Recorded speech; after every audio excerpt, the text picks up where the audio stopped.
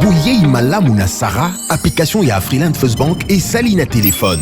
Salela misolo na yo na tango nyonso lingi. Na Sarah Banking, ezande bank na chombo na yo. Tinda mbongo na yo na bokengeli nyonso ata ufandi na ndako. Consultez solde na yo, landela ba crédit na yo, sala ba virement bancaire, senga cheke na yo, tope tuna motuna pona kokoso ya lolenge nyonso. Elongo na Sarah Money, biso nyonso tokoti masolo ya bank na chombo na pete nyonso. Afriland First Bank a komiseli biso li benga na ye na téléphone. Ata oza na compte bancaire te, salela mbongo na yo na téléphone na yo na kimia nyonso. Na lisungi ya Sarah Money, okoki kotinda pe kozwa misolo, kosomba crédit na yo ya communication, kofuta mbongo ya biloko sombi, tembe sili. Kende na lombango ko télécharger application na yo Sarah ya Bank Afriland na Google Play to App Store. Pe kimambango na agence Afriland o ezwami pene sika ofandi po ba activele yo Sarah. Sarah, Bank na biso et longo na biso bipai binso. Afriland First Bank, the pact with success.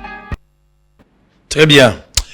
Mbote na bino balandi nyonso ya bosolo na politique officielle misa ya lingala ya pokwa. Et bandi, bomo mesano, lundi, mardi, mercredi, jeudi, vendredi, nangonga ya 11h pour les directs, il y a Tongo. Et puis dans la soirée, à partir de 19h, Boza et les trésors, je n'ai pas vu l'info du jour pour la soirée, je ne l'ai pas vu, il faut me l'amener. Tout ça, on pensa au Singapour, on a battu Sengeli, Baza informer en temps réel de tout ce qui se passe, Mikolo na Mikolo.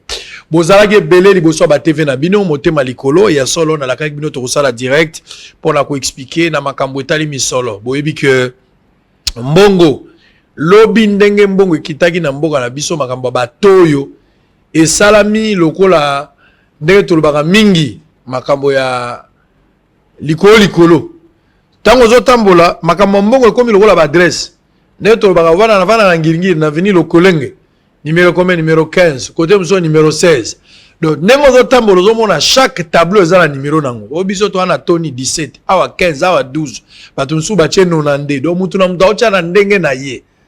À chacun son tableau et avec son tableau, à la peine à ton ayo yati. Biloko wane pesi biso mwa pasi. Mais au-delà ya ko kita biloko wana sur terrain, mbongo ekiti me biloko ekiti te. Au juste to yango euti wapi. Eza to ya bilima, eza penza to ya mbongo oyo penza mboka na biso alobi yango. Nakotuna mwa mituna pamba te nako ya mandeko Dona Lengu, yazali coordonnateur cordon national ya ba changer. Ensemble na ye na koloba mwa muke kasi pembeni na ye na lingaki pe quand même na yo ka mwa son de cloche ya lusha mwa mikolo ebele ba mouvement citoyen yo bazo accuser bango mingi lokwa ba coopérant oyebi ke na ute kozala na général Silvano Kasongo récemment c'était na niveau ya boulevard Triomphal tango bandeko carbone beni basalaki marche les jours là bakangi bango mon général yo ba yebani na bato alusha po ba za mingi so bakangi ba balinga mingi photo so bakangi ba photo mingi ba tient na réseaux sociaux c'est-à-dire depuis Kabila Kenda cop na bango vida selon ba minoko ya bato mususu. On va se poser un peu beaucoup de questions pour na likambu ya guerre d'agression 2 août 1998 na 2 août 2020 22 ans après to komegana nuko tala après makamono snegele ki solution ni nezwami to kotuna mwa ba question docteur Jacques Isongo azali membre ya Lusha ozana bisope ya lisolo ya pokwa lelo. Alors on va démarrer peut-être pour recevoir des invités. Ndeko Dona Lengu mbote na yo. Mbote ndeko sango. Na mona kala ça dit lokola dollar e bandako mata o monani te dollar e kiti o monani. Eza mboko etant dollar e kiti bato ba sepeli te bato mosusu pe ba sepeli. Boni okenda wapi na mona reçu. Non nga azali après même confinement les ezalaki to zali quand même et surveiller makambo etali ya mbongo parce que oyebi ke tozali na secteur moko oyo vie ya batu ezali parce bon ya batu ezalaka na kati ya zando na kati ya marché ezali place oyo ba échange ezali ko salema alors pour être activité économique ezala à l'arrêté biso tozalaki quand même comment ko surveiller ndenge nini makambo zalaki ko tambola na kati mais Covid-19 est affecté pe musa na bino mwa muke mais cause principale ya kati ya makambo nyonso ezali Covid-19 yango nde ezali mama ya likambo parce que oyebi ezalaki bazo benga crise ya pandémie ezali crise moko sanitaire mais ndenge animation nango ezalaki ba information wana et vraiment eyaki ko aggraver encore crise parce que omoni na kati makambo économie etambolaka na o ba bengi ba information alors les informations ezali vraiment ya makasi et sali spéculation et créer psychose alors effectaki vraiment makambo etali ba économie ezaka ya mboka na biso te mina ba mboka mususu. Très bien. Tokosola na yo na ngambo na yo ndeko Isongo mbote no docteur. Oui, mbote papa Sango. Bato mosusu bakoko babengo docteur ba docteur ya ndenge na ndenge bazali. Ozali docteur ya munganga to ozali doctorant na eloko mosusu. Nazali médecin. Très bien. Médecin physique et de réadaptation. OK, ça c'est bien. Alors mikolo eza koleka liboso na politique, lisolo mona ka musika mais comme réalité pona yo. D'abord impression na yo pona boso na politique. Eza ndoto en fait, lati nzoto na mona effectivement ndenge boyambaka batu pona biso lelo eza mbala liboso et tout ça de suite en fait. Oyebi ke lusha ba qualifier ngo wa mouvement ya ba coopérant lelo, eza ba lusha, eza ba filimbi, eza ba mosusu ya ba esha. Ba groupe nyonso wana ba mouvement ba révolution 2016 eza moi ba mouvement lelo ebotami bozui o bomande ko za mbongo kabola bino ya moto na mutakoma na ngambo na ya na ebandeli bozaki pena ba mouvement moko patriotique ya éveil ya conscience mais après ça les gens ont compris que mine de rien na moi mbongo mokie ba ko somba bino finalement beaucoup mieux affaibli toza affaibli et puis lucha ezali lokola ba mouvement mususu te lucha ezali ko continuer ko garder philosophie na ba principe ou ba valeur na eti sika oyo mais na ko préciser na ba ndeko bazali ko landa biso na zolo ba awa na lingi ko lobela mingi lucha te. Je voudrais plus parler makambo yo na yeli parce que na zui mandaté c'est vrai naza parmi ba communicateur ya lucha mais pour na poko ya lelo communication to information na repé ça ezali un peu en désaccord na mouvement à l'interne nous avons un peu de divergence ce qui fait que en ce qui concerne ba position mususu na remettre un peu kolobela na kombo ya lucha te je vais engager ba divergence on a justement zo utara na nini ezara problème comportemental ezara problème ya leadership ezara problème instrumentalisation ya ba politique ne bazo panzabino. Bon, le mot peut-être Yasukane, peut-être Nakoki ko meke un peu koloba, un peu instrumentalisation, je ne sais pas. Mais sinon, leadership, tout ça na leadership horizontal. Na lucha neng tout ça la rawana mutuaza chef ya muni nazalité. Tout ça na batacho, tout ça li ko salangai na za makamita communication, bande ko mususu baza na makamita ba action de terrain et ba mususu pour na enseignement na discipline ya na kati ya mouvement. Mais seulement divergence oyo etokomi sika oyo ezali na makambo etali ba élection na ba réforme na ngambo ya seni nazalaki parmi ba rares jeunes oyo bazalaki associés ko travailler na ba kulutu bazali kolobela makambo ba élection. Je cite le pasteur Jamba, Eric Senga, le pasteur porte-parole à SCC, na bato Asenko et d'autres structures oyo za ba Simosel Aeta oyo tali ba makambo ba élection. Il fallait tout ça la réforme, tout discuter sur la réforme. Mais tout travailler sur la réforme, on avait même produit un document, on a ce qu'on a cadre mususu na batu ya nouvelle société civile, il y a Jonas Chombe là. Et pendant ce temps, na batu oyo bazalaka na ba SCC se sont réunis pour ba kende voter, pour désigner un candidat na niveau ya CENI. Ça avait personnellement et d'autres camarades étaient frustrés na niveau tout le monde a que bateau to banay ko yokana to travailler ensemble batiki nzela ya ba réforme ba ke ko désigner batu ndesi ko yo bango candidat na bango azuité église catholique na SCC basiliki balobi non mutu wana te il fallait mutu mususu abima ndesi ko to bandaki ko kabona na kati ya mouvement na ba camarades. Pourquoi? Parce que l'archevêque na monsieur l'abbé Cholet basengaki batu batambola contre désignation à Malonda et pourtant bangonde babenga bino de temps à autre so bana bezo botambola babenga bino na téléphone lo bobima. Non, je comprends ici que ce n'est pas que nous babenga so mutazana na mbongo azana moi makoki so bisi bino lobi botambola pour nga botambola bino te sango to déformer ma solo te nazo tuna mituna. D'accord tout travail en synergie na ba structure nyonso que ça soit na ba parti politique mususu to na ba réunion na bango que non même UDPS à son temps, tant que tu vas dans l'opposition, pourquoi lobby toujours ça la marche contre Kabila. Qu'est-ce que la lucha pense? Si tout le monde a toujours partagé le même point commun, nous sortons dans la rue. Ce n'est pas que non, Sengi Bisoto, au-delà d'un point commun, moi, moyen, il faut battre à disposition. Pour ça, quand même, marche. Lucha, marche, tout ça, la radosse, c'est ça que nous devons savoir et que tous les jeunes, tous les rebelles, d'abord, tous les dimanches pour se sacrifier. Pour tous à la mort de 50. Mais on a peut-être mobilisé de leur propre volonté. Mais nous avons analysé solo. Moi, je suis un camarade que personnellement, parce que les églises n'ont pas été sincères envers d'abord elles-mêmes et puis envers le peuple congolais. Parce que tout le monde qui avant, tout le monde n'a pas réforme. Mais bango, batineli bango invitation par Madame Mabunda, ou les bazongi sa réponse que avant ton dimanini, il y a ba préalable l'état de réforme. À partir de là, bon, dans le mouvement, c'est bien, moi qui ai ma position à la joie qui. Très bien. C'est une position que j'assume. On va en parler. D'abord, balusha wana, ndenge pinato balusha, filimbi, esha, binonyo sonenge boza wana.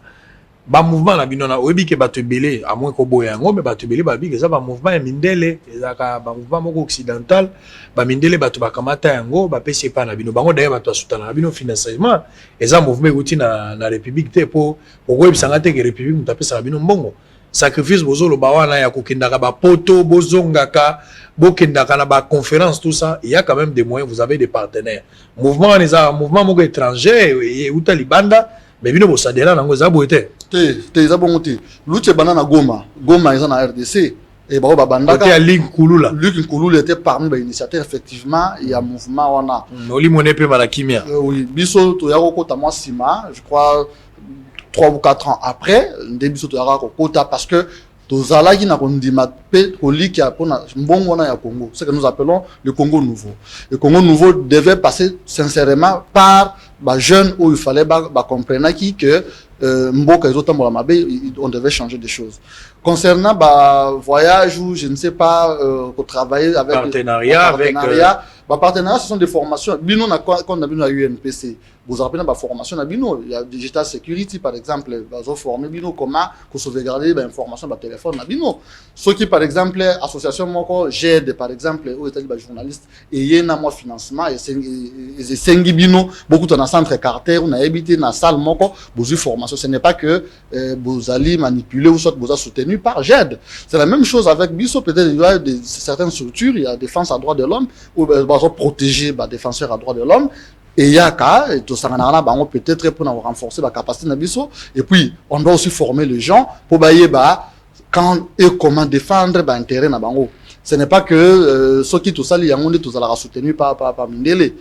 Ça c'est un des deux journaliste peut voyager en abino bon qui n'a pas poto qui n'a pas formation ailleurs ceux qui peuvent militer en lutte à Kéi tindeli invitation alors qu'il ne peut représenter le mouvement, ce n'est pas un problème. Très bien, merci beaucoup. Alors on va évoluer de l'autre côté. Donc tous la service traiteur. Tous à double vitesse, on parle des deux sujets différents, mais angle nous sont toujours abordés. On a quatre sur la politique officielle. Avant peut-être de vous informer, merci à Trésor Kalafay pour la rapidité. Info ici commis, vous devez être informé. Lucas Salangoyango. Merci beaucoup. Alors, Ndeko Dona Lengo. D'abord, on a bossé avec Panayo, dollar les a combien? Au ticket dollar combien? Panayo tiki na 15 000 pour na 10 $. 15 500, oui. Où tu la commune? On a limité. Limité au ticket 15 000. Alors, Ndeko Dona, Panayo dollar les a combien? Donc, on a beaucoup au ticket dollar. Oui, biso de clôturer na 17 500 dans les châteaux. Dans les châteaux. To bandaki na 1700 na ouverture, mais clôturé na 17 000. Non, 17 et 17 000. Alors, na lingna yeba nini we caractériser l'instabilité à mbongo, c'est-à-dire to la muki mokolo ya dimanche ngana sana bandeko baleki bazo benga ngana ba masina matete o ka téléphone allo ya nazana dollar awa na changer déjà pour na perdre le mbongo te bato ba changer ba mbongo lobby pour ba garder na ba 20 instabilité to mutation et salami to utimbala moko na 20 na ndambu ba misuku te zaki ba 23 directement to komi na place et où tu as ouais to uti na 20 500. 20 500, 20 300. Oui, et puis tu commences directement dans 1700. Et puis, il y a vraiment un brouillard sur les marchés. Et il y a vraiment tendance baissière vraiment forte. Et ça dérangeait.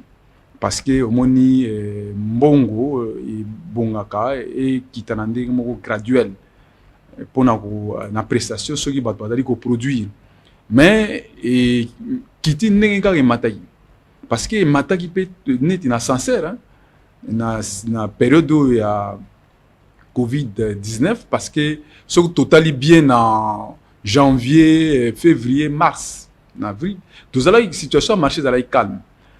Mais l'air kaka makambo wana o ya Covid banjé wana sanitaire international et na ba nos ndenge na lobaki vraiment et kotaki panique sur le plan économique.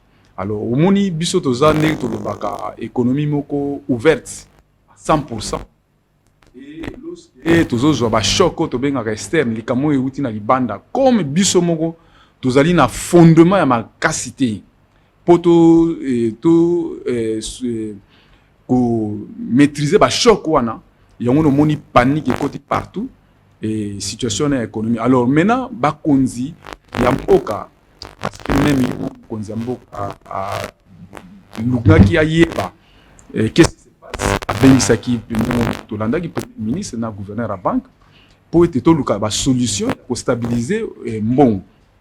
Alors comme taux de change ezali eloko moko ezali ko se déterminer na ba place so ba benga ya marché, alors biso tozali ba acteur o eza marché to kotaki déjà en partenariat na ba réunion na ba conduire ya banque centrale pour toluka ba mayele ndenge ni ya ko stabilité voilà. Alors très des mesures zomaki déjà na banque centrale et lobby et même samedi et puis mouvement bandaki na Chikapa et mbongo donc on va au toyogi lobby bandaki na Chikapa non donc yokaki mouvement mon pe na Chikapa ezalaki ya ndenge wana po kitika kate awa na Kinshasa. Alors biso lobby et to observer que batu ba clôture ba koka sur ko somba mbongo te. Alors bon ezalaki na ba opération te. Alors, vous comprenez que le taux de change est comme 170 000. Alors, tout le monde a observé confirmation on a ouverture, il y a marché Lelo et réellement le taux de change allait se négocier dans 1700. Alors, au moment où la situation est vraiment dérangée, bah ménage va ça là épargne en devise, mais bah grands opérateurs ils ne peuvent pas garder un peu une prudence parce que le marché ils ont une bourse. Ceux qui ont une situation anormale, il faut une prudence de peur que nous perdons un bon. Alors, il y a un moins attentisme mais na kati ya marché pas na biso situation za yango wana. Très bien. On va revenir tout à l'heure. Nangaki d'abord tout à la reportage moko ya Bosolo na politique, botana likambo ya taux d'échange. Équipe à Bosolo ezalaki sur terrain, botana moi commentaire à moke, toza kozonga awa pote la lukana ye baba élément nini oyo okoyi kovanda nango tali obité sur base élément onde bino bo fixera taux. Banani ba fixera taux, ezala banque centrale, ezala bino bato les châteaux, ezala ba changer parce que na Kinshasa to na tendance ya mutu na mutaka na taux na what is the taux. C'est-à-dire à partir de ndako mutatio te pa nga 18. Soko boyi kende pa nga 22.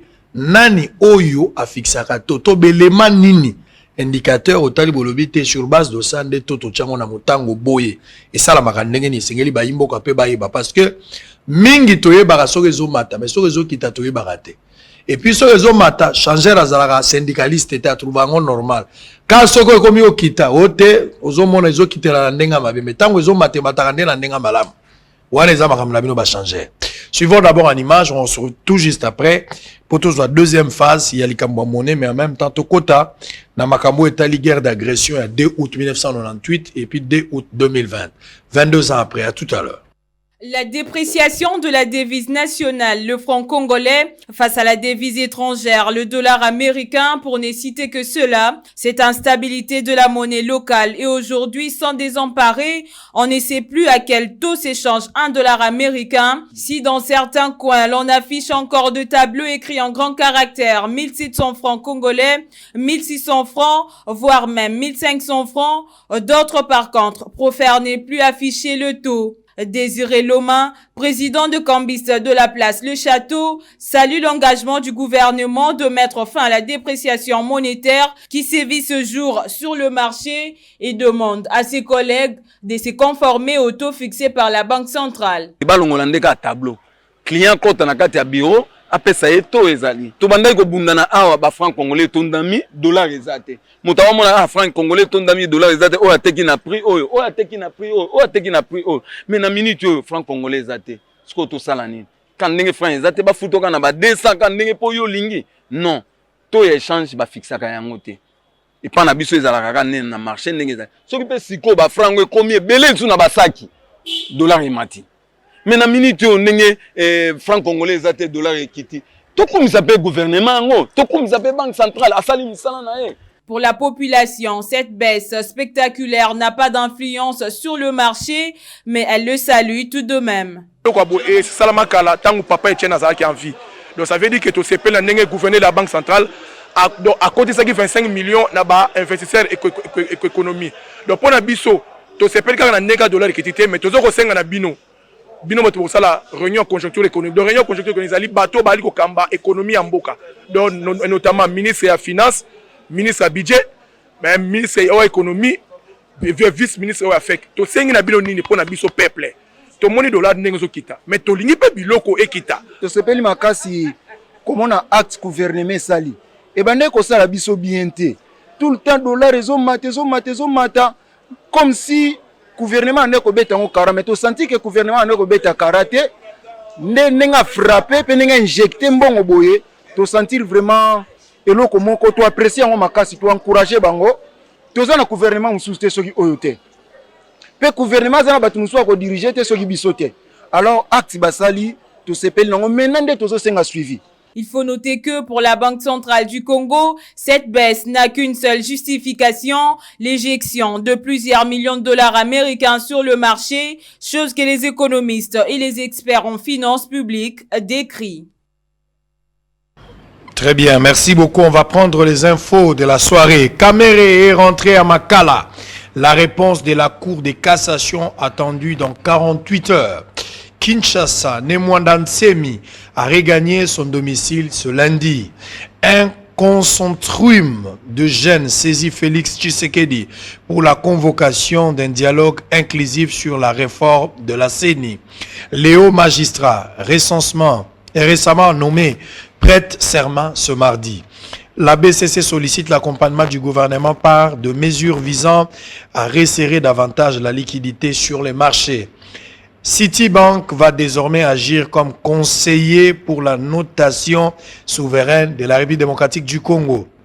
Au Katanga, vive tension à Kasumbalesa après l'assassinat du secrétaire du Parlement debout de l'UDPS par de bandits armés. Kananga, les victimes de massacres de Nganza, déposent une plainte contre notamment Ramazani Shadari. La morgue centrale de Kinshasa annonce qu'elle va procéder dans les prochains jours à l'enterrement des dépouilles abandonnées. Très bien. Wanezalaki, information. Alors, très rapidement, vous allez réagir. Tout le reportage dans Makambo Etali Dollar. Natika qui question awa. Ndekomora auto soulever les mamans na kati pour na lobby to ba fixa rangote. Ezaka par rapport à mbongo ceux dollar et combien belé franc ekiti. Ceux qui franc et combien belé dollar et mati. J'ai posé la question de savoir quels sont les éléments qui entrent en jeu pour ba fixer toi dollar. Oui, Omoni parce que je suis très à l'aise pour l'enroulement. Makambo Etali Misolo. Et régime il a change, tous on a des régimes, tout bien un régime où ils fixing, ils ont régime moko où ils ont décision moko administrative il y a l'État. Tout le monde déjà dans un régime où on a fixing, où ils ont que l'État a eu décision pour nous fixer. Mais les autres ont un régime où il y a taux de change flottant. Donc taux de change flottant ngoloba, ils ont déterminer au babinga na loi et à l'offre et la demande, c'est-à-dire l'air mbongo misolo ezali ebelé donc au babinga liquidité ezali ebelé na kati ya zandu basala ka change mbongo et komata, c'est-à-dire ils ont la demande comme forte. Mais ceux qui devisent ezali donc offre moko ezali important mbongo ça la nini et qui ta yango ba benga on loi ya offre na demande mais ba élément ba facteur moko ba benga externe na économie ce que ezali ce qui tang mususu makambo ezana kata mboka sur le plan politique boyo kanizate ils ont créé ba incertitude wana pe au monde ke taux de change et zalaka pe na mois mbutu alors ce qui ezali na mboka au monique ezalaka o ba benga accalmie. Alors, il y a un moment que les taux de change, les alliés, loi ya offre na demande na place où bien marché de change. N'importe quel abus dans la bourse, mais place où on a au bien marché de change bien parallèle, parce que le marché de change officiel les alliés, il y a un taux de change les alliés qu'on détermine. Place où indicatif, hein, il y a taux de change. Au Banque centrale Bimsara court à titre indicatif par rapport na taux de change eux ils allaient déterminer na kati ya zandu wana ya mbongo. Alors comme communication ezala mingi na kati ya makambo no moni yango no bato baza mpe na makambo ezali ya mutu pona makambo etali taux à dollar parce que mutu nyo surtout a komi économiste parce que makambo mbongo ezali makambo vraiment soko yo yebi yango te kolobate. Parce que les bateaux bazali initiés même la banque centrale ils allaient dans la direction moko et le baramakamu est allé taux de change mais awawa na mboka po moni tout ça na ba situation moko ils allaient ceux qui makameza malamuté bateau bazana ba inquiétude balingi ba yeba mais il faut ko yeba ko information na esika o esengeli po e ko yeba très bien ndengeni makamezali ko tambola. Merci beaucoup, on va revenir tout à l'heure. Alors docteur Isongo, 22 ans après, massacre, guerre d'agression, batebele bakufa, mikolo na mikolo, bato, bakomandita, babilo, kona bato, basala, lelo, bana kisasa, batambola rakimia, bakoma, bakonzi, bakana ba restaurant, bamso bazanga rapongi, bayaka kola ande na ba restaurant, zo melamo café, zo nimba, pour makila, bato za likola mituna yo. Est-ce que aujourd'hui, tu crois que finalement, il y a eu une solution 22 ans après, ba kangi hémorragie o elelisaki bato ba tina o esalaka penza ba funde la bato wana to bato ba décrier le lenge makambo esalamaki mbano nango efutama na bato bakangama bato ya kosambisa sambisama est-ce que lelo bato baki ba victime ba koza na lolendo balobi te 22 ans après mboka na biso ekotisa biso na badora na biso to koma siko kimia. Merci Papa Sango.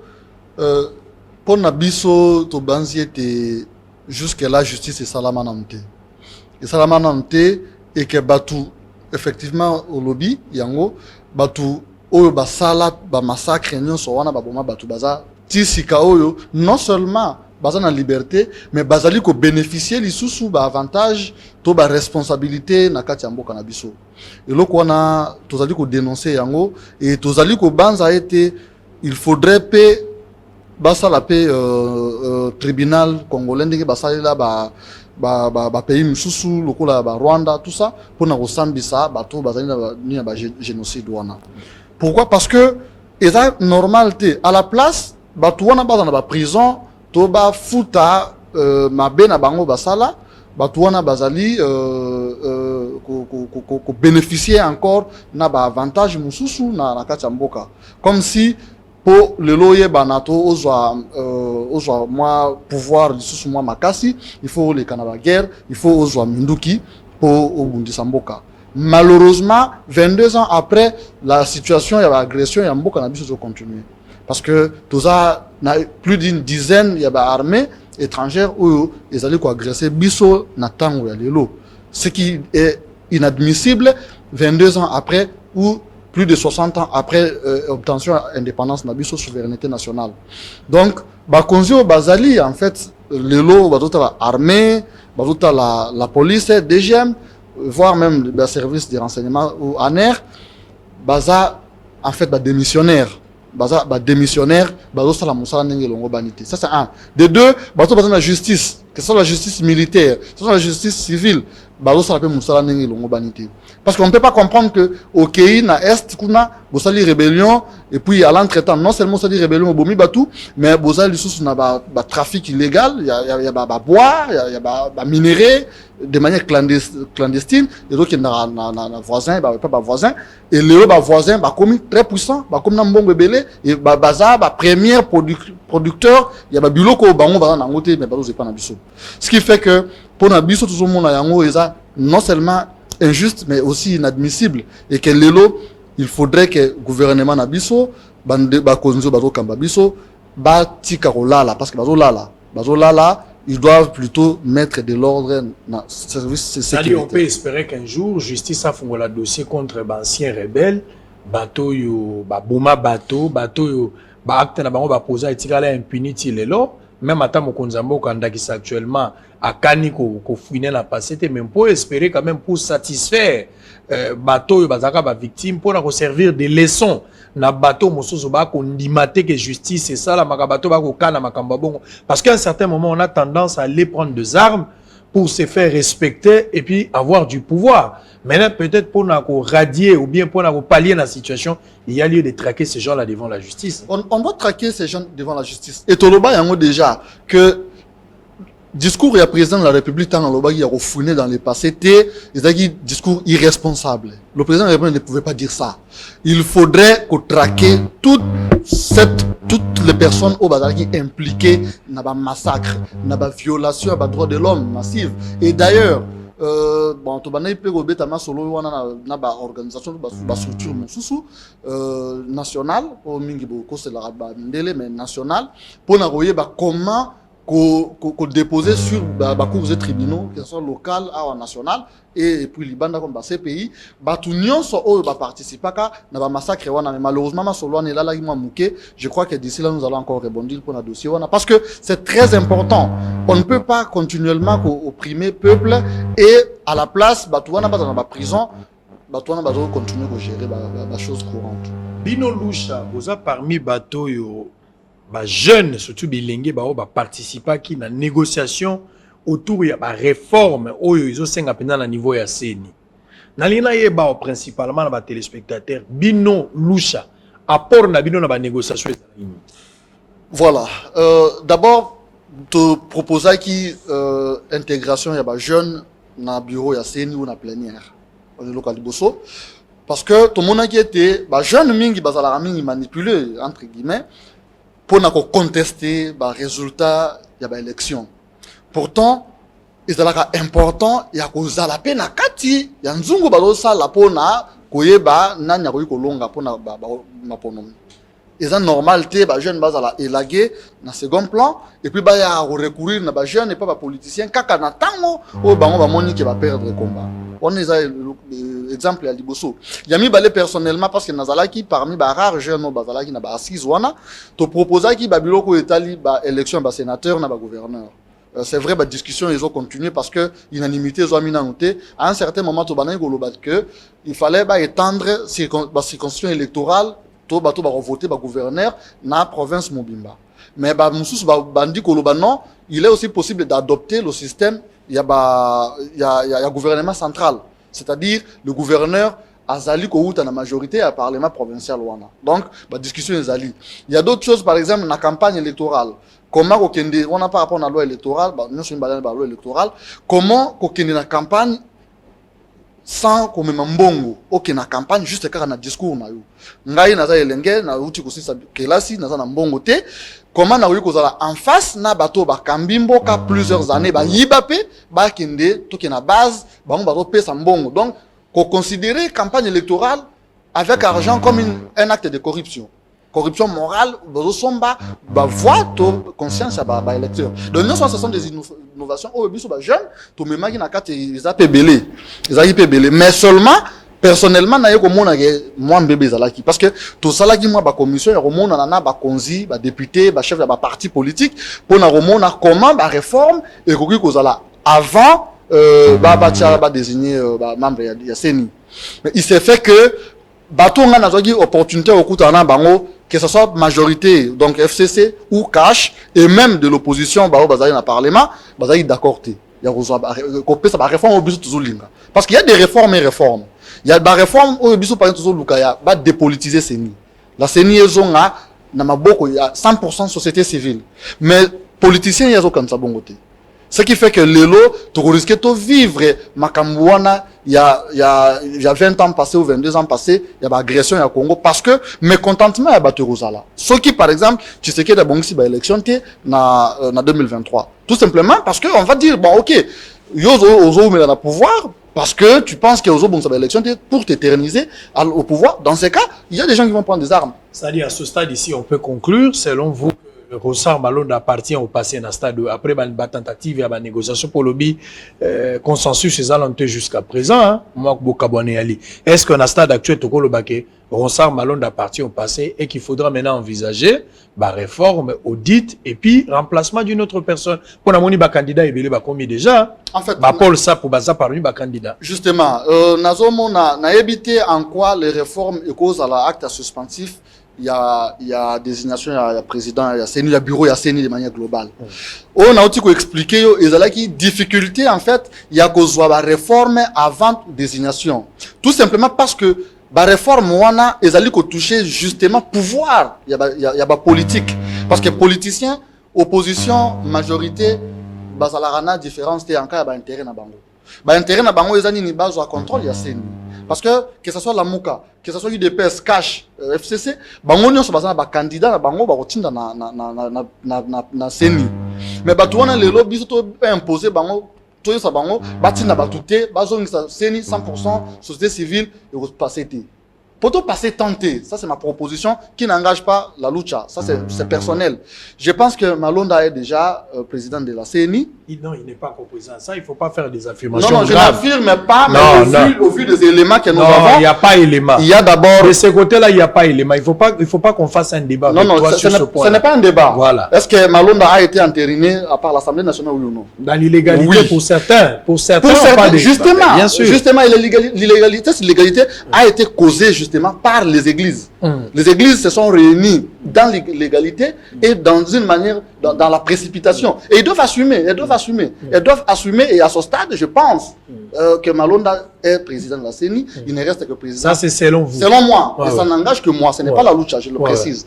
Donc, le président de la République a nommé. Et puis, pour contourner l'obstacle, nous avons des députés qui ont des réformes.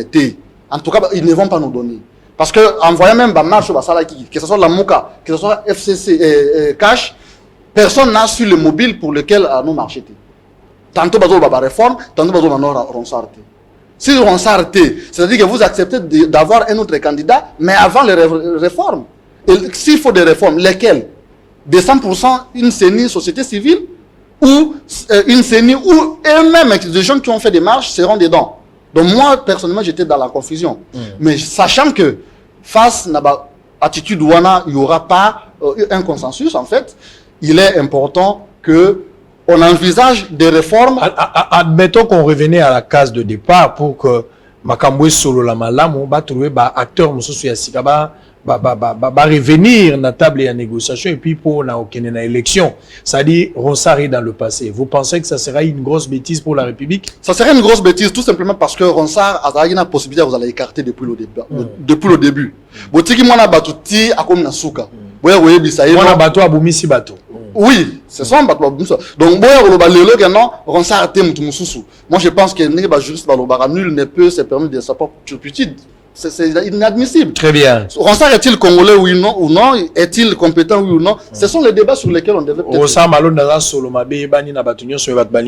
Très bien. On va évoluer. Tous dans nos reportages, les 1er août, avant tout Dona Lengo pour la Makambango ya dollar. Parce que Serge Kindo Mazola Nabison Nanda Watindi question Moko Atuni Abi Papa. So Inga na Mbogo Nangai na changé. Na somba dollar. Est-ce que na resoma on a 17 ou bien na resoma on a 23?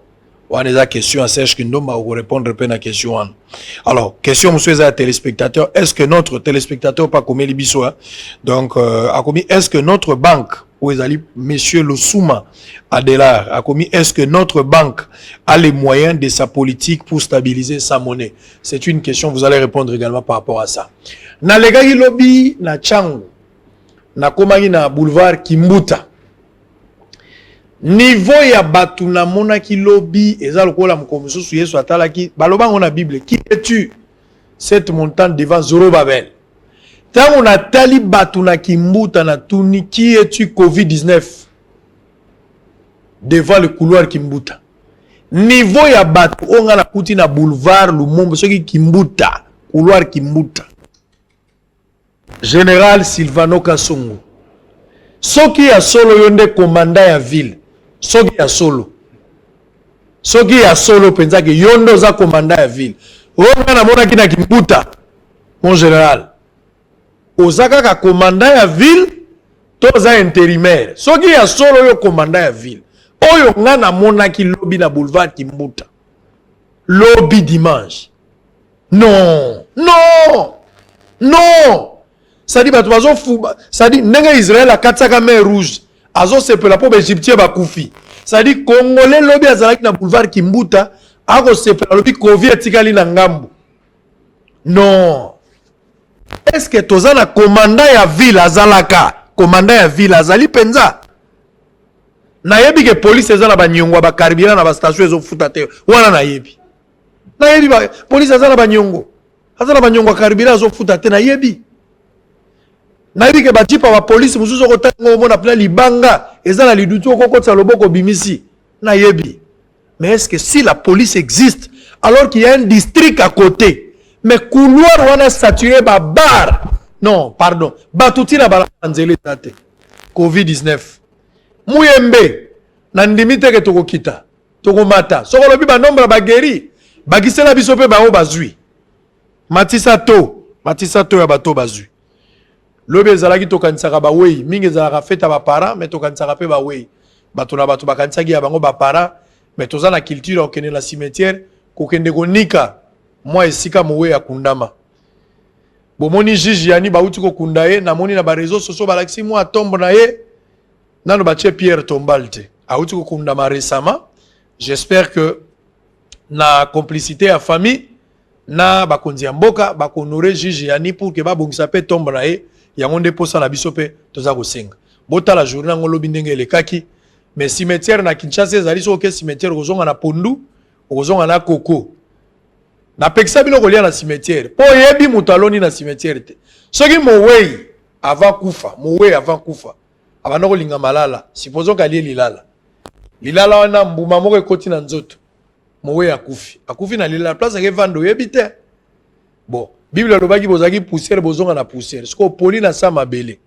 Mbuma wane vandaki na place ni. Siko tango yokola. Lem sozolia mbuma ya place wana. Owe bate. En image. Toza kozonga. To continuer à tout à l'heure. À l'occasion de la commémoration de mort et de la célébration de fêtes de parents célébrée chaque 1er août, et pour cette année 2020, le Quinois ont allé visiter comme à la coutume le cimetière qui entoure la capitale congolaise. À Kimbanteke par exemple, l'ancien cimetière de cette commune a accueilli plus de monde. Un constat malheureux, plusieurs tombes ont été spoliées et les terrains lotis et morcelés, de maisons poussent comme des champignons. Infecté beleza awa. Ozo moleza infecté place o ba uta banda kote. Tona sengo te na mabuka. Toza perte biso nyonso. Ba parents o balaki cher na kati ya ba famille na biso. Tala neti place na ngai oyo. Ozomona tala ndenge batumbi awa. Oyo tante na ngai wana grand-père na ngai papa na ngai azali wana ba tante na ngai bayali awa. Finalement tokosala nini? Tokende na pays nini? Po tozala calme. Place bato bakufi baza ko négliger yango totalement. c'est pas normal oyo eza sérieuté. Yeto luka tombone boezate da ba buki ba te bandako. Dikama bo l'état pena sur biso décision. Presque ba te belé ba ye awa ba moni ba corne bango ya te kon bandako ba lo ba la police et côté comme kanga. Signalons que par cette même occasion, le bourgmestre de la commune de Kimbantieke, Edouard N. Kake, lance un message de paix pour les uns et les autres, que l'État congolais va s'impliquer pour prendre des mesures draconiennes pour éviter les constructions de maisons dans le cimetière de Kimbantieke. Nous devons continuer à enterrer dans le cimetière, pourtant c'est interdit. C'est ce qu'on appelle si babibé qu'on n'a préposé dans le cimetière, n'a papa Pouloussi, va surveiller scrupuleusement le cimetière Nabiso. Na ko benga ba chef de quartier, na benga ki bango ba sa présenter. Na benga chef de quartier Esanga, chef de quartier Mbwala, chef de quartier Révolution. Pour bato sa mibeko, ba pesa te ba mapango na kati ya cimetière. Le coup là toujours délimité cimetière wana correctement. Ba mapango ba pesa na ba place aux cimetière te, mais pas dans cimetière. Mais alors dans l'avenir, to yebi sa pe bana na biso, culture na biso, ba we bato sa bango ba respecter bango. Très bien, merci beaucoup. Bossolo na politique, chef d'état-major, Israël Mutombo, chef de poste, officier de permanence, Tozaliao, Tozakosala Moussala. Très bien. Alors, c'était ça la question. Adélar Le Souma a posé une question. Est-ce que notre banque a le moyen de sa politique pour stabiliser sa monnaie? Et puis, Serge Kindom a posé la question à Goyeba. Ceux qui ont son $, c'est vrai que Bozolo Baba 15 ou les échange. Mais le gars là, Kindom Mananda, quoi, vous en a moins $100. Soit l'inga changer en haut. A rechanger na 15, a resomba pardon na 15, na 20 ou bien à combien? Kosomba. Et puis la question de M. Adela. Et puis que faire pour avoir une solution durable? Ok. Donc aussi, salon la place. Première question, Ezali, ceux qui banque centrale, à un moyen, il y a politique. Ou Ezali, question, il y a l'État. Ndengo moni mukonza mboka s'impliquaki na obabengi gouverneur en banque centrale na mukonza politique monétaire tout ça là qui na réunion, il nous a confirmé que la banque centrale a les moyens de sa politique pour stabiliser taux de change. Donc bazana moyen. Deuxième question, de quoi tourner ceux qui bazana besoin ya ko somba dollar na kati ya marché. Ceux qui va côté oui il faut que que ba changer bazali ba professionnel na musara na bango ezali ba somba mbongo pe na côté kambongo ezali na obabenga ba structure ndenge ya prix ezali bazana ba sprint na bango ndenge ba yibi ko respecter pour ba gagner ceux qui yo zana besoin au combien panaye beaucoup négocier parce que marché ezali libre alors ceux qui bon négocier malamu bo sali affaire ceux bon négocier malamu te affaire réglée, mais il faut y baquer tous en la période où il y a prudence où mutu à coup à perdre.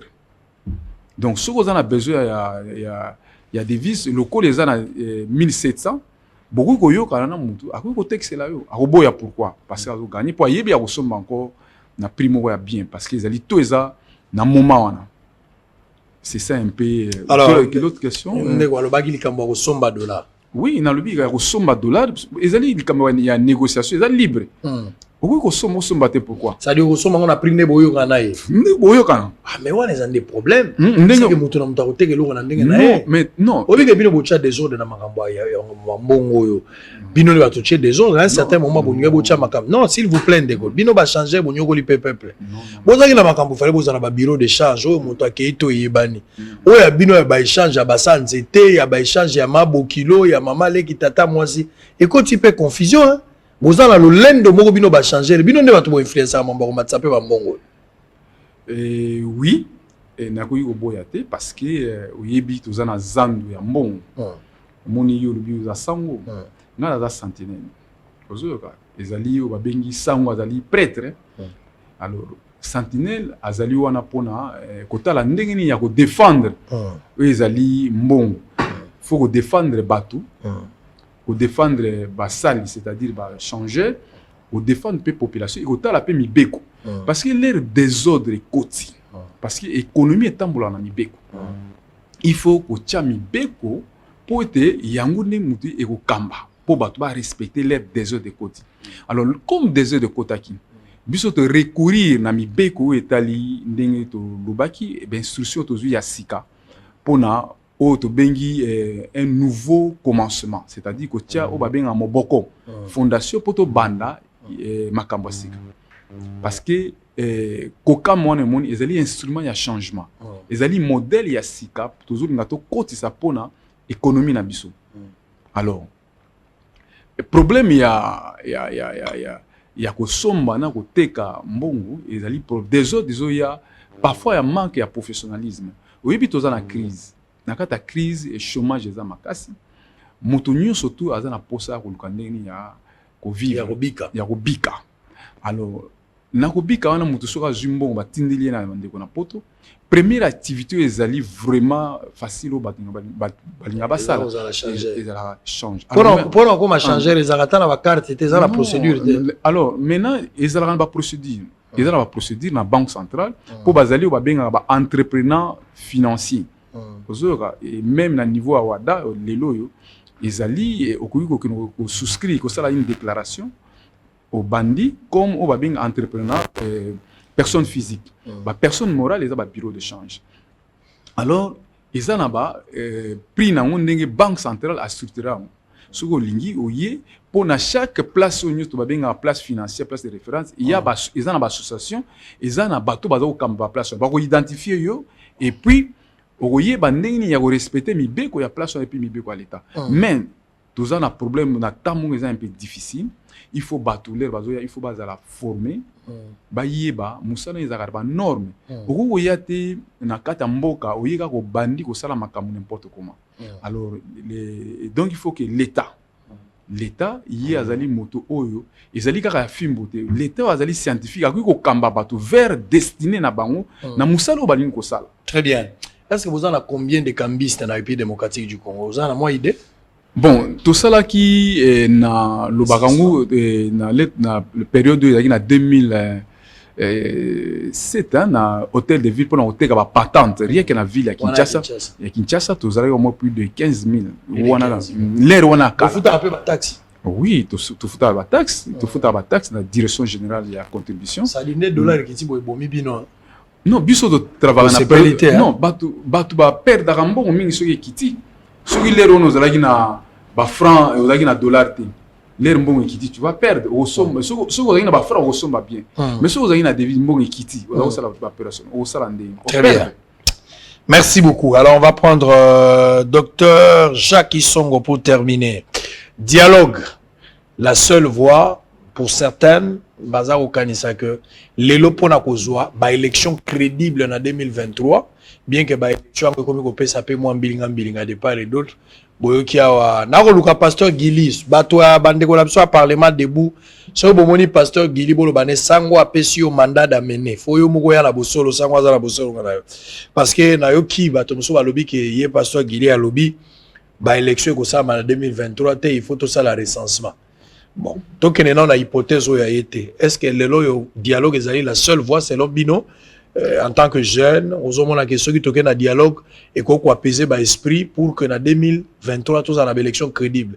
Ou il faudra peut-être tout ça la recensement d'engue ndeko gili a utikoloba tout ça li recensement ce qui recensement ça la mitoko ba qui est congolais qui ne l'est pas nani sengeli a participé à l'élection toi vous allez l'électeur c'est en ce moment là netoko que la élection crédible. Merci Papa Sango. Je pense que il faut tous être honnête à un certain moment.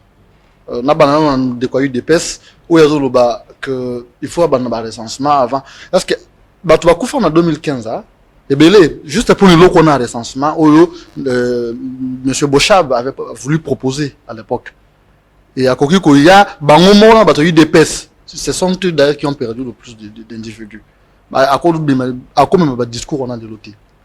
Pour n'avoir pas ça que le dialogue est à celle issue possible il y a comme un changement to ba élection il y a crédible en 2023 bah ça libre d'émettre leur point de vue mais je pense que ils ont le kuta munene tout simplement parce que tout ça là to yebi ba dialogue n'est tambola na mboka na biso et bandara depuis l'époque à Mobutu d'ailleurs avant table ronde et Rolandana San City juste pour na rebondir ba élection il y a San City tout ça qui ba élection contestée par Bemba que Kabila a triché. En 2020, en 2011, la même chose, même chanson. Tshisekedi aurait gagné au profit de Kabila qui avait triché. Toké na pour parler mususu dem kojo ba uta soki wa piso ba Afrique de l'Ouest, il y avait même ba cardinal Monsengo avec la Senko, ba bon ça ba dialogue mususu pour na préparer effectivement d'autres élections où il fallait na ba dialogue wana. Et à la fin de compte, il y avait toutes des contestations. Pays nabiso en fait, le dialogue est permanent en fait. Dialogue, il faut la permanent et puis dialogue il y a un cadre institutionnel. C'est là où peut-être je rejoins un peu le point de vue à FCC. Il faut dialogue permanent, mais dans un cadre, tout comme la réforme. Mais on a un pour bloquer la réforme contre au bango préféré. Maintenant, dialogue, peut-être et belé bazo luka. Et puis, au biso tozo boya, et ça dialogue pour à la fin du dialogue, partage à pouvoir. Pays qu'on a géré dans sans sonate. Parce que t'as le long IP na ro banini, bon mo kana biso na kangi pena la frontière, pas d'entrée, pas de sortie, tout ça le carnage kuna. Oh non, nini, dialogue. Et puis, na oya, bah, tiens, en général. C'est ça, dialogue au bazo, Luka. Et puis, na dialogue, on a d'après, bah, information, bis vous en haut, ils ont discuté, justement, sur, l'élection, et aussi, libération, il y a des Vital Kamere, qu'on remettre, qu'on peut sa blason, il y a Sika et pas Bemba, ou hasard déjà condamné par la CPI. Donc, nous sommes les autres, là, que pays n'a besoin de sérieuxité. Et aux sérieuxité, pourquoi? Parce que, attends, lelo, mbeba mouné na oza, mbonzi mouné na Équateur, na yawa, dialogue, je serai amnistié, et puis na zongeli ba droit na ngani nyonso. Mais le petit peuple, aïe bara li pa, pour bâtir na makala. Après, on a mon c'est ça où, biso zoli na yonte.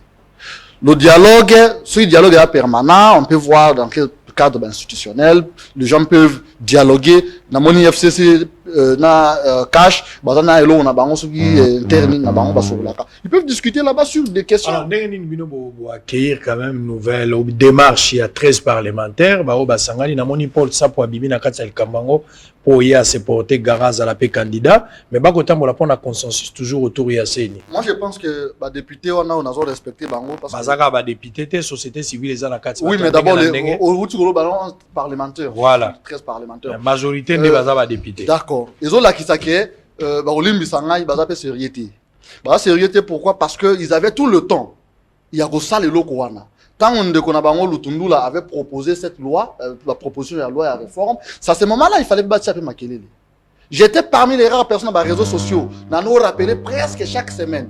À quand le remplacement de M. Nanga? Et il a fait un mandat. À quand le remplacement? Mais Batibi Bano mon net, dans la zone là qui ça, on est na yébé belé, mais les lots c'est quoi tout ça rattrapé par le temps. Et maintenant tout le monde veut faire autour figurant. Donc ami Binisa, il y en a mon ami Yende, Alobela qui a ça, ils avaient tout le temps. Mais Batou Baro le député. Parce que on est pas décider sur les réformes. On il faut pas voter sur la loi. Et les lots Bato Bima, Bato ya, on a tout bord opposition FCC. Mais je sais que on est là Bato foué Bato. Parce que à la fin des comptes, quand on va dire qu'il y a une routine de sénité, ils vont pas accepter, ils vont bloquer. Très bien, merci. Nous sommes arrivés à la fin. Donc, on peut espérer que Makambo Dollar et au Kitali Sous, au 17, il y a lieu que Kitapeti n'a pas. Bon, le grand problème est que il y a relancer la production. Et il faut que bilanga. Pour bilanga, ceux qui ont yango, bon, on a besoin de valeur. Alors, et que permettre biso toye bandengini ya stabiliser on a primo ko ezali ya bien potoza au pouvoir d'achat za malamu. Et koki pe kokita hein et koki pe ko mata soki encadrer za malamu te. Mais pour ça na biso ezali ni to travailler pour tout ça nini ekita. Alors les grands problèmes ndenge to lobi ke il faut koyeba ko futa sur base caisse ndenge mo mokonzi ya politique monétaire à l'obaki, plus question à osala ou babenga kaba planche à billets. Alors ceux qui ont respecté makamona ya finance publique, pas question à déficit budgétaire, na kanisi kimbo on a biso egozala na tomonga malam. Alors na kanisi zalaki option oyo bango balevaki, biso tozali wana pona ko défendre po babengi franc congolais et toyebi contexte tozala on lelo.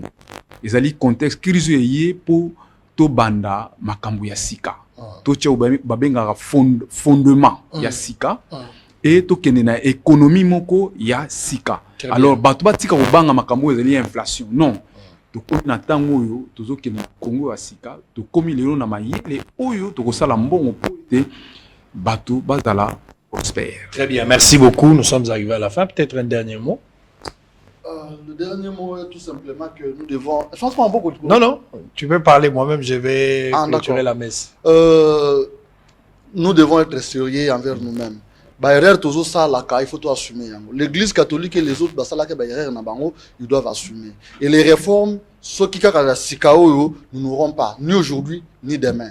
Pour contourner la réforme, il faudrait sécuriser les députés qui doivent nous faire ces réformes. C'est-à-dire, on peut voter ces lois de réformes aujourd'hui, mais qui peuvent être appliquées après 2023. Très bien. Ça va passer. Blanc, plus blanc que neige. Blanc, plus blanc que neige. Lavé dans le sang de l'agneau. Je serai plus blanc que la neige. Et kendaki au Capernaum akutani na moye koliwa ye. Conseil à pokwa lelo, soki mwasi asengi mbongo kindomba. Okutani na mwasi lelo asengi mbongo pesa na dollar te pesa na franc. Ote j'avais un problème avec mes cheveux, je t'avais demandé $30. Tandela et 15, 45 000 francs. Miss Cécile tokutani lobi. Bouyei malamu na Sarah, application ya Afriland First Bank et sali na téléphone. Salela misolo na yo na tango nyonso lingi. Na Sarah Banking, ezande bank na chombo na yo. Tinda mbongo na yo na bokengeli nyonso ata ofandi na ndako. Consultez solde na yo, landela ba crédit na yo, sala ba virement bancaire, senga cheke na yo, tope tuna motuna pona kokoso ya lolenge nyonso. Elongo na Sarah Money, biso nyonso tokoti masolo ya bank na chombo na pete nyonso. Afriland First Bank a komiseli biso li benga na ye na téléphone. Ata oza na compte bancaire te, salela mbongo na yo na téléphone na yo na kimia nyonso. Na lisungi ya Sarah Money, okoki kotinda pe kozwa misolo, kosomba crédit na yo ya communication, kofuta mbongo ya biloko sombi, tembe sili. Kende na lombango ko télécharger application na yo Sarah ya Bank Afriland na Google Play to App Store. Pe kimambango na agence Afriland o ezwami pene sika ofandi po ba activer yo Sarah. Sarah, Bank na biso et longo na biso bipai binso. Afriland First Bank, the pact with